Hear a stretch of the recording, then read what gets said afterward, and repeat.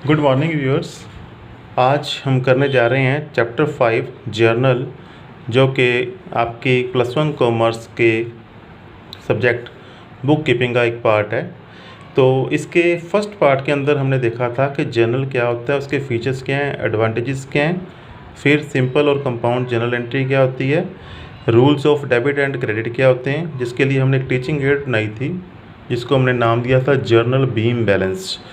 तो आज उसकी हेल्प से हम साथ में करेंगे एक्चुअल में जर्नल एंट्रीज कैसे पास करनी है। तो इसके फर्स्ट असाइनमेंट के अंदर हम करेंगे कि ऐसी सारी जर्नल एंट्रीज जो कि regarding capital and drawings.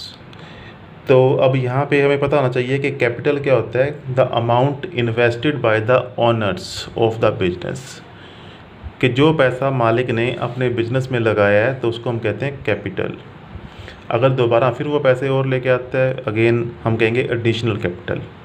But अगर वो अपनी ज़रूरत के लिए कुछ पैसे निकालता है या कुछ गुड्स को ले जाता है, फैक्ट्री का या ऑफिस का कोई सामान ले जाता है, मशीनरी या फर्नीचर ले जाता है, या अपने बच्चे की कोई फ़ीस भरनी है उसके लिए कैश ले गया, या अपनी इनकम टैक्स को भरने के लिए, या अपनी LIC की किस्त भरने के लिए, LIC मतलब अपनी लाइफ का जो बीमा करवाया है उसने, उसकी किस्त भरने के लिए अगर पैसे निकालता है, तो जब भी कोई चीज़ लेके जाएगा, चाहे पैसे या कोई चीज़, तो उसको हम उसका नाम देंगे ड्राइंग्स, कि वो ओनर की क्या है, ड्राइंग्स। तो जब भी पैसे लेके आएगा बिजनेस में कैपिटल, जब उसमें से कोई चीज़ निकालता है तो ड्राइंग्स। ठीक है, तो 1 बाय 1 पहले हम इसी की असाइनमेंट करते हैं। तो इसके लिए पहले हम दोबारा देखते हैं कि जो हमने टीचिंग एड तैयार की थी उसके अंदर एक बीम बैलेंस बनाया था हमने, जिसका नाम दिया था जनरल बीम बैलेंस। तो जनरल बीम बैलेंस के अंदर हमने दो साइड्स हैं, इसकी एक क्रेडिट साइड है, एक इसकी डेबिट साइड है। डेबिट साइड में इसकी सारी एसेट्स हैं, हर तरह के खर्चे और लॉसेस हैं। एसेट्स कौन कौन सी होती हैं, कैश या स्टॉक, डेटर्स, या उसकी फिक्स्ड एसेट्स जिसको हम कहते हैं फर्नीचर, बिल्डिंग, मशीनरी एट्सेट्रा। इसी तरह से जो भी वो खर्च कोई करेंगे, चाहे वो salary, rent, postage, telephone, depreciation, जो भी कुछ खर्च करेंगे वो सारे खर्चे भी इस साइड पे आएंगे। अगर कोई सडन लॉस हो जाता है, मान लो कोई स्टॉक ख़राब हो गया, आग लग गई, चोरी हो गई, तो वो सारे लॉस भी हम इस साइड पे लेते हैं। इसी तरह से हमने एक यहाँ पे इसके ऊपर कंसंट्रेट करना है ड्राइंग्स, कि जब भी ओनर कैश ले जाता है, फर्नीचर ले गया, बिल्डिंग ले गया, इनमें से अगर कोई भी चीज़ ले जाता है एसेट्स में से, उसको हम कहते हैं ड्राइंग्स। दूसरी जो साइड है क्रेडिट साइड, उसके अंदर कौन सी आइटम्स हैं, कैपिटल जो कि ओनर से संबंधित है। दूसरा लायबिलिटी, कि ओनर के अलावा अगर हमने कहीं से पैसे लिए हैं, चाहे किसी से उधार सामान ख़रीदा है, बैंक से चाहे लोन लिया है, तो उनका जो पैसा हमारे बिजनेस में लगा है तो वो हमारे लिए क्या हैं, क्रेडिटर्स। इसके अलावा जैसे हमने इधर सारे तरह के एक्सपेंसेस और लॉसेस लिए थे, यहाँ पे हमने हर तरह की रेवेन्यू एंड इनकम्स और प्रॉफिट्स लेने हैं, चाहे वो सेल के थ्रू आए हैं, चाहे हमें कहीं से इंटरेस्ट मिला है या कमीशन मिला है। अब जो हम पहली असाइनमेंट करने जा रहे हैं उसके लिए सिर्फ आपने ये 3 पॉइंट्स कंसंट्रेट करने हैं, एक इधर कैपिटल, एक इधर कैश, एक इधर ड्राइंग। तो मैंने अंडरलाइन किया हुआ है इसको। पहली सारी असाइनमेंट्स के लिए हमें ये सिर्फ 3 चीज़ें चाहिए होंगी। ठीक है, अब हमें ये पता है कि जब भी कैपिटल इंक्रीज़ होएगा, मतलब ओनर पैसे लगाएगा, दोबारा लगाएगा, या कई बार पैसे अगर लेके आता है, जब भी वो लेके आएगा तो उसको कैपिटल को हम करेंगे क्रेडिट, क्योंकि कैपिटल बढ़ रहा है उसका, तो क्या करेंगे, क्रेडिट। और साथ के साथ सेम टाइम पे क्या बढ़ रहा है, कैश बढ़ रहा है, तो उसको हम कैश को क्या करेंगे, डेबिट। अब अगर वो कैश की बजाय फर्नीचर या बिल्डिंग ले आया, या स्टॉक ले आता है, या मशीनरी ले आता है, तब भी उसको हम क्या करेंगे, डेबिट। ठीक है, बट अगर वो कहीं से कोई चीज़ निकालता है उसको हम क्या करेंगे, ड्राइंग करके डेबिट। ठीक है, तो इसको हम असाइनमेंट की हेल्प से समझते हैं यहाँ पे। तो हमें पता है कि जब भी हमने कोई जर्नल एंट्रीज़ करनी है तो सबसे पहले आपने एक ये परफॉर्मा तैयार करना है। तो ये परफॉर्मे के अंदर क्या क्या है आपके पास, कि इधर सबसे पहले डेट, यहाँ पे पर्टिकुलर्स, जहाँ पे लिखेंगे सबसे पहले डेबिट, फिर नीचे क्रेडिट, यहाँ पे डेबिट की आइटम ऊपर आएगी, यहाँ पे क्रेडिट की आइटम आएगी। ठीक है। तो इस तरह से प्रोफार्मा आपने ज़रूर तैयार कर लेना है जब भी आप कॉपी के ऊपर सम करने जा रहे हो। एंड बड़ा अच्छा रहेगा अगर आप पेंसिल उसकी स्केल और पेंसिल के साथ में यूज़ करो। अब हम करने जा रहे हैं पहली असाइनमेंट है हमारी। तो सारे इसके ये संबंधित हिस्से हैं। तो आप देखो क्वेश्चन इसका, साहिबा started business with cash 3 lakh. साहिबा ने बिजनेस स्टार्ट किया है कैश के साथ। इसका मतलब साहिबा 3 लाख रुपए कैपिटल लेके आई है, तो उसका कैपिटल बढ़ गया, उसको हम क्या करेंगे, क्रेडिट। साथ के साथ बिजनेस के पास क्या आ गया, 3 लाख रुपए कैश, तो इधर कैश बढ़ गया, इसको क्या करेंगे, डेबिट। एक चीज़ हमें ये ध्यान में साथ में ज़रूर रख के चलनी है कि जो बीम बैलेंस का मतलब क्या है कि दोनों साइड्स का टोटल हमेशा क्या हो, इक्वल। ठीक है, वो इक्वल किस तरीके से रह सकता है कि अगर इधर इंक्रीज़ हुआ है तो इधर भी उतना ही इंक्रीज़ हो, अगर इधर डिक्रीज़ हुआ है तो इधर भी उतना ही डिक्रीज़ हो, या एक ही साइड के ऊपर इंक्रीज़ और डिक्रीज़ दोनों इक्वल अमाउंट के अंदर हो जाएं कि एक चीज़ ये बढ़ गई दूसरी चीज़ कहीं से कम हो गई, या इधर ऐसे हो जाए कि एक चीज़ बढ़ गई दूसरी चीज़ कम हो गई, तो सेम साइड के ऊपर बराबर चेंज रह गई, तो हम कहेंगे कि बैलेंस जो हमारा जो स्केल ये बीम बैलेंस है अगेन संतुलन के अंदर है। ठीक है, तो इस चीज़ को साथ में फॉलो करना है। तो पहली आइटम थी हमारे पास कि साहिबा ने 3 लाख रुपए कैश से बिज़नेस स्टार्ट किया। तो बिजनेस के हिसाब से सोचना है हमने कि बिजनेस को क्या लगेगा कि 3 लाख रुपए कैश आया है, कैश बढ़ा है, तो क्या हो जाएगा, कैश डेबिट। तो यहाँ पे मैंने क्या कर दिया, कैश को डेबिट। तो पहली ट्रांजैक्शन देखो यहाँ पे हमने क्या करना है, कैश को डेबिट। दूसरा साथ के साथ क्या है, मालिक का जो कैपिटल है वो इंक्रीज़ हुआ है, तो यहाँ पे जब कैपिटल को इंक्रीज़ करते हैं तो यहाँ पे देखो इसके अंदर जो इंक्रीज़ होएगा उसको क्या करना है, क्रेडिट, तो इसको हम क्या करेंगे, क्रेडिट। दोनों साइड्स देखो बराबर है, इधर भी 3 लाख बढ़ा है, इधर भी 3 लाख बढ़ गया, तो हमारा जो भी इम्बैलेंस है संतुलन के अंदर है। अब नेक्स्ट जो है इसके अंदर cash withdrawn for personal use, कि ये साहिबा जो ओनर है उसने पर्सनल यूज़ के लिए 40,000 रुपये निकाले हैं, तो क्या हो गया, ये कम हो गया, इसको क्या करेंगे फिर, डेबिट की बजाय क्रेडिट, ये कम हो गया। साथ के साथ ये कम हुआ है और ये बढ़ गया। हमें पता है कि इधर ड्राइंग अकाउंट पड़ा है 40,000 की, इधर हम लिख देंगे ड्राइंग्स को डेबिट कर देंगे, इसको हम कर देंगे क्रेडिट।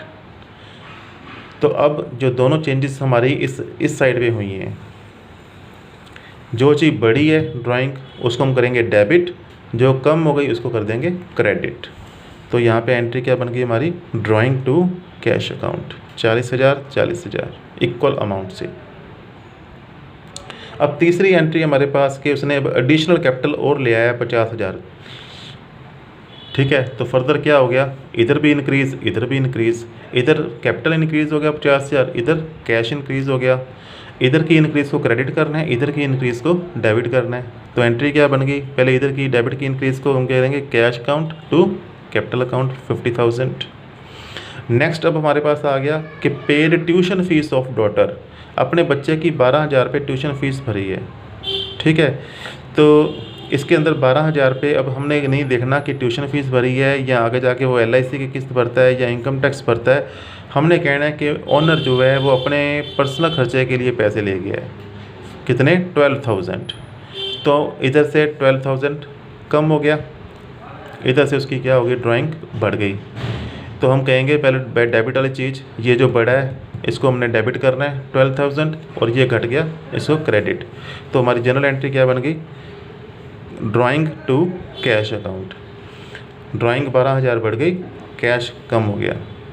अब नेक्स्ट एंट्री जो हमारे पास क्या है,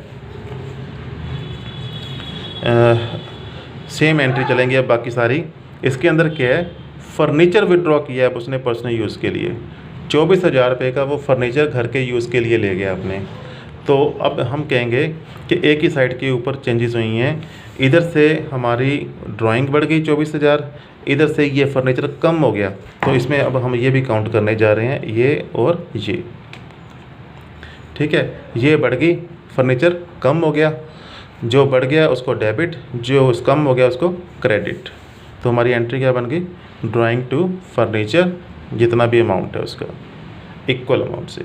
फिर आ गया हमारे पास goods withdrawn for personal use, कि उसने जो हम सामान जिसमें डील करते हैं, जो हम सेल परचेज करते हैं जिस चीज़ों की, वो चीज़ें 9500 रुपये की ले गया। तो ऑनर के लिए जो चीज़ें हैं इसको हम सेल नहीं कहेंगे, तो हम कहेंगे कि परचेज़ को ही हम उल्ट कर देंगे। इसके अंदर एंट्री क्या आएगी हमारे पास कि अब अगेन हुई क्या है, ड्राइंग। तो इस हिसाब से अगर देखें तो इधर तो क्या हो गई, ड्राइंग ये बढ़ गई और हमारा जो स्टॉक था वो कम हो गया। तो इसको हम कर देंगे डेबिट, जो कम हो गया उसको कर देंगे क्रेडिट। तो एंट्री क्या बन गई, ड्राइंग, ये जो चीज़ कम हुई है स्टॉक को हम कहेंगे परचेजेस। हमारी जो परचेजेस थी कम हो गई, हम लिखेंगे ड्राइंग टू परचेजेस, जितने का भी अमाउंट है। अब नेक्स्ट एंट्री हमारे पास है, दोनों सेम है, दोनों हम कर चुके हैं पहले, कि उसने LIC का प्रीमियम भरा है 4000 रुपये। तो LIC जो है ऑनर का पर्सनल खर्चा है, उसकी अपनी लाइफ का बीमा है, बिजनेस ने नहीं करवाया। दूसरा है इनकम टैक्स पेड, तो उसकी अपनी इनकम है और उस इनकम के ऊपर वो टैक्स भर रहा है, तो उसके ऊपर क्या है, जो 6500 रुपये है, तो ये उसका पर्सनल खर्चा है। बिजनेस में से अगर भर रहा है तो उसको हम कहेंगे उसकी ड्राइंग्स हैं। तो 4000 और 6500 ये दोनों क्या हैं, उसकी ड्राइंग्स।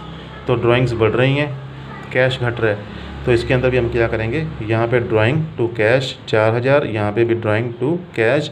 कहीं पे भी हमने यहाँ पे लिखना कि LIC है या इनकम टैक्स है।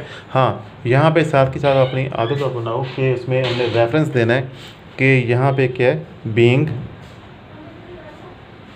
LIC प्रीमियम पेड, इस तरह से आप नोट दे सकते हो। इसी तरह से यहाँ पे बीइंग इनकम टैक्स पेड, ठीक है।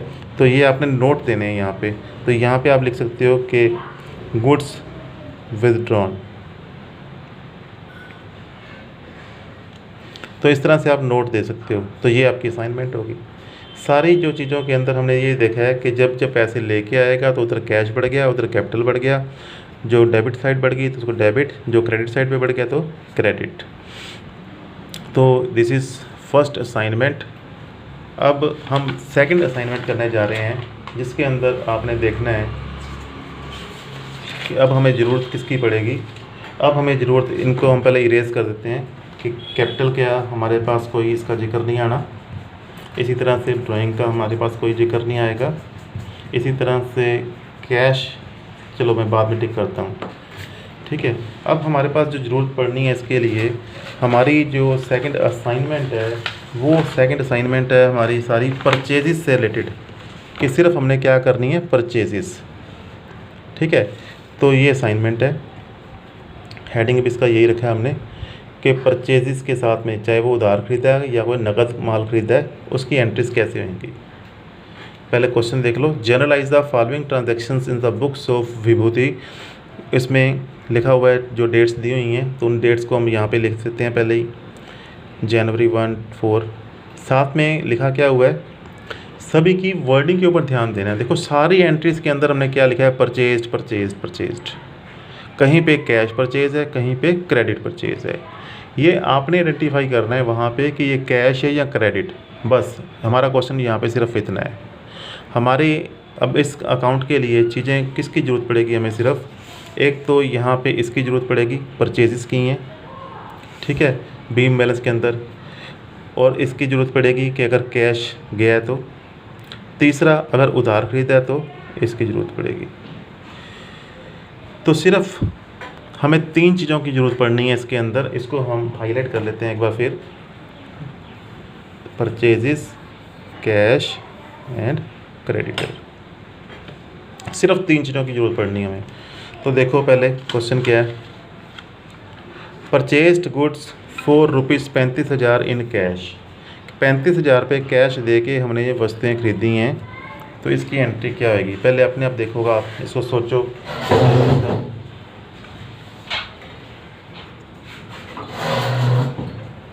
तो इसके अंदर क्या हुआ है, अब हमने इस बीम बैलेंस के हिसाब से देखना है। परचेज़ किया है तो हमारे पास आया क्या है, परचेजेस, गुड्स आई हैं हमारे पास, और गया क्या है, यहीं से गया है, एक ही साइड से कैश। तो डेबिट साइड पे जो चीज़ बढ़ी है, परचेजेस बढ़ी हैं, इसको हम कर देंगे डेबिट, जो चीज़ गई है उसको हम क्रेडिट। ठीक है, तो क्या आएगा यहाँ पे, क्या एंट्री आ गई हमारे पास, देखो पहली जो चीज़ बढ़ी है परचेजेस टू कैश अकाउंट, जितने का भी अमाउंट था इक्वल अमाउंट से। अब सेकंड हम एग्जांपल करने जा रहे हैं इसके अंदर, परचेस्ड गुड्स फॉर, यहाँ पे लिखा होता है फॉर ₹30,000, बट साथ में लिखा नहीं हुआ कि कैश खरीदी हैं या किसी का नाम भी नहीं दिया हुआ किससे खरीदी हैं। तो यहाँ पे हम ये मान के चलेंगे कि वो कैश में ही परचेज़ किए हैं, सेम एंट्री आ जाएगी वही, परचेजेस टू कैश अकाउंट 30,000।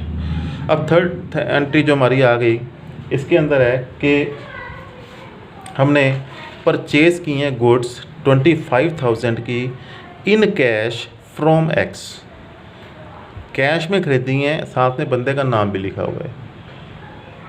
तो हमें पता है कि जब भी हम किसी को कैश देके अगर चीज़ें ले आते हैं तो उस बंदे का नाम याद रखने की हमें ज़रूरत नहीं होती कि कहाँ से लेके आए हैं। जब क्लियर कट लिखा हुआ है कैश, तब हमें इससे कोई मतलब नहीं है कि किससे खरीदी है। ठीक है, तो हम यहाँ पे फिर सेम एंट्री आ गई हमारी थर्ड। अगेन पहले क्या लिखा था, परचेजेस टू कैश 25,000। अब नेक्स्ट हमारे पास एंट्री आ गई, इसके अंदर क्या है, purchased goods for 21,000 on credit from x. अब उधार खरीदी हैं तो हमें उस बंदे का नाम याद रखना है, और हमारा कैश इसके अंदर नहीं गया, हमने कैश पे नहीं किया। तो इस चीज़ के हिसाब से देखो कि इधर हमारे पास ये तो बढ़ गया, ठीक है, पर ये कम नहीं हुआ। ठीक है, अगर ये बढ़ा है तो इधर से ये बढ़ गए हमारे पास। तो जो एक्स हम नाम ले रहे हैं कहाँ से ख़रीदा है, तो वो हमारे लिए किसका काम करेगा, एक्स, क्रेडिटर। तो एक्स हमारे पास क्या बन गया, क्रेडिटर। ठीक है, तो हम कहेंगे इधर परचेजेस बढ़ गए, इसकी बढ़त को हम करते हैं डेबिट, इधर से क्रेडिटर बढ़ गए, इसको हम करेंगे क्रेडिट। तो नाम क्या बन गया, purchases to X account, purchases to X account, कितने से, 21,000 रुपये से, डेबिट एंड क्रेडिट। ठीक है, सिंपल था। अब नेक्स्ट एग्जांपल के अंदर देखो, उसने लिखा है परचेज्ड गुड्स 20,000 की फ्रॉम एक्स।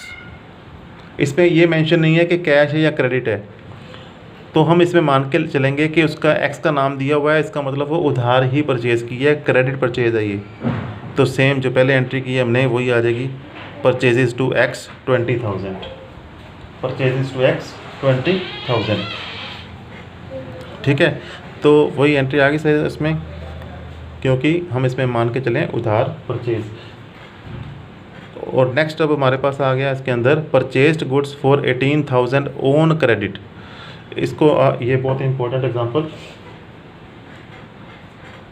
तो इसके अंदर क्या है कि स्पष्ट इसमें लिखा हुआ है कि क्रेडिट से खरीदी हैं, बट साथ में लिखा नहीं हुआ कि किससे खरीदी हैं। तो नाम किसका लिखेंगे, जैसे हमने पहले यहाँ पे लिख दिया था। ठीक है, तो ये मैंने इसीलिए हाईलाइट यहाँ पे की है। तो जिसका नाम नहीं लिखा हुआ उसके लिए हम स्पेशली नाम दे दें क्रेडिटर है वो हमारे, purchases to creditor account 18,000, purchases to creditor account. क्या हुआ यहाँ पे, इधर से परचेजेस बढ़ी हैं, इधर से क्रेडिटर बढ़ गए। नेक्स्ट एंड लास्ट के कैश परचेजेस। तो पता है हमें कि नाम की ज़रूरत ही नहीं है, 15,000 की हमने कैश परचेज़ की हैं, इधर से हमारा 15,000 परचेजेस बढ़ गई, ये कम हो गया, इसको डेबिट कर देंगे, इसको हम क्रेडिट कर देंगे। तो हमारी एंट्री क्या होगी, purchases to cash 15,000 and 15,000। So it's all about for today. Okay students.